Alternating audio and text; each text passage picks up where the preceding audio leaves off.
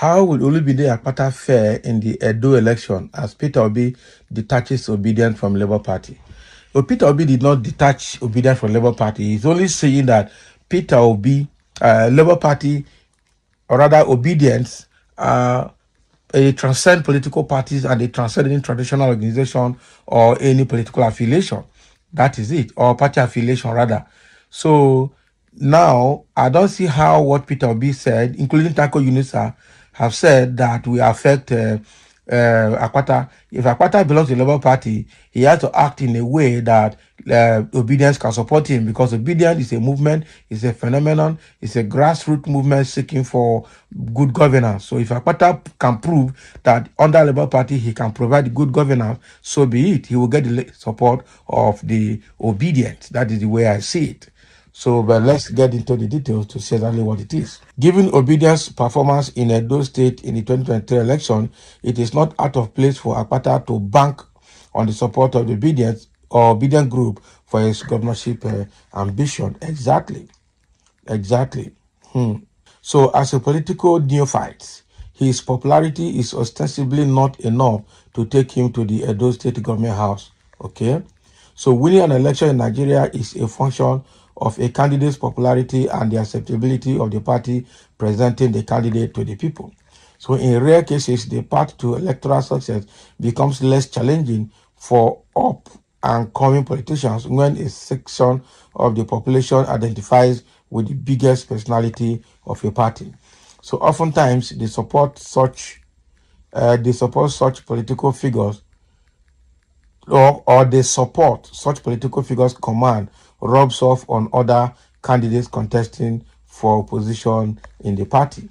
Okay, so what are you saying? So that's now that Peter Obi is the strongest figure in Labour Party and has gotten enough support. That support should rub off on Akpata. But now that Peter Obi is pulling Obedience away from Labour Party, how will Akpata survive?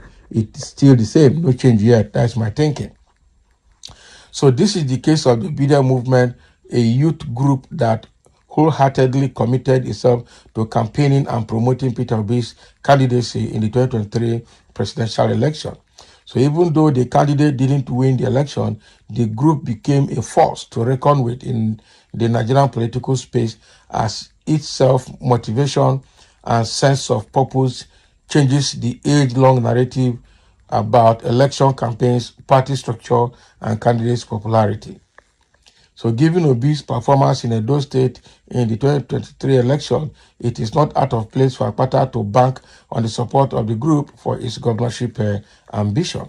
So the Obidient movement orchestrated Obi's electoral victory in the state as the ex-governor of Anambra State defeated political giants Bola Tinubu and Atiku Abubakar in the state by a wide margin. The feat was a testament to the popularity of the movement in the South-South state. So in Abia State, the Obidient wave dismantled the People Democratic Party structure and handed over the political leadership of the state to Alex Otti, who became the governor of the state as a Labour Party candidate. Expectedly, the feats the movement recorded with the Labour Party candidates in the last election made it valuable enough for the party to create a directorate dedicated to it. But that directorate has been cancelled, that is it. So this relationship is what Akpata had hoped to bank on. Upon becoming the governorship candidate of the Labour Party, he wasted no time in endearing himself to the youth group on social media. So in his bid to locate himself in the Obidient space and build his campaign around the teeming youth, the 51-year-old former president of the Nigerian Bar Association released a dance video and photos of him spending time with Edo youths. So taking it a notch higher, Akpata took his political campaign to nightclubs where he excitedly showcased his dance moves with his younger friends. This, according to him, is aimed at bridging the gap between Edo youth through nightclub networking. So it is crystal clear that Akpata's campaign efforts are targeted at the Obidient group more than any other demography in Edo State. So he is seen with the group, he has seen what the group is capable of doing in a presidential election and having their support in a gubernatorial contest should, by his calculation, yield the desired result. However, with Obi's recent takes on the movement, Akpata's effort to get Edo Obidient behind him ahead of the election may be hanging in the balance.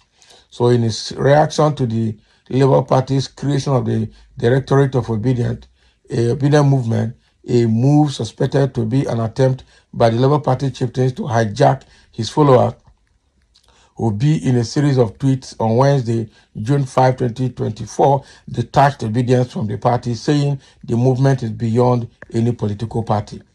I like to categorically state that the Obidient movement is not the directorate of any particular political party. Any individual or individuals claiming to be leaders of this non-existent directorate are simply not members of the broader Obidient movement, he said. So there may be a youth mobilization directorate in political parties, but the Obidient movement is far beyond a political party, a particular political party.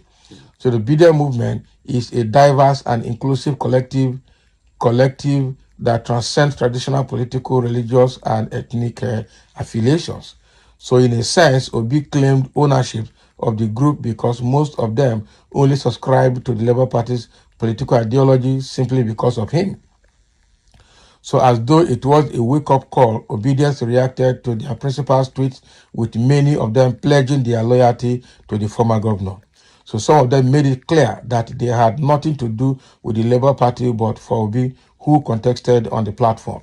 So with this development, Akpata, who is apparently counting on the support of the movement, may have to re-strategize his support base ahead of the election.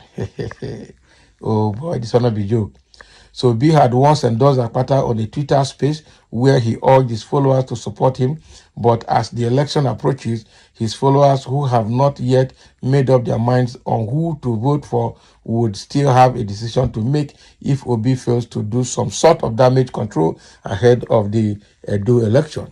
This and the zoning issue that recently divided the Obidient group would likely impact Akpata's performance in the forthcoming election. Although after dissociating Obidient from the Labour Party, Obi reiterated that he remains a loyal member of the party. Will he raise Akpata's hand ahead of the election to strengthen his chances? We'll wait to see. We'll wait to see. It's a very good analysis. I think that Obi's, dissociating the Obidient movement from Labour Party shouldn't affect Akpata, to the best of my knowledge. Obedience have never been under any party. It is a movement that cuts across party lines. So if Akpata is worthy to be elected governor of Edo State, Obedience all over the world would be mobilized to support and work for his victory. Even some are in other parties. Exactly. That is a very good one. It's a very good one. That's a very good one coming from an analyst in Edo State.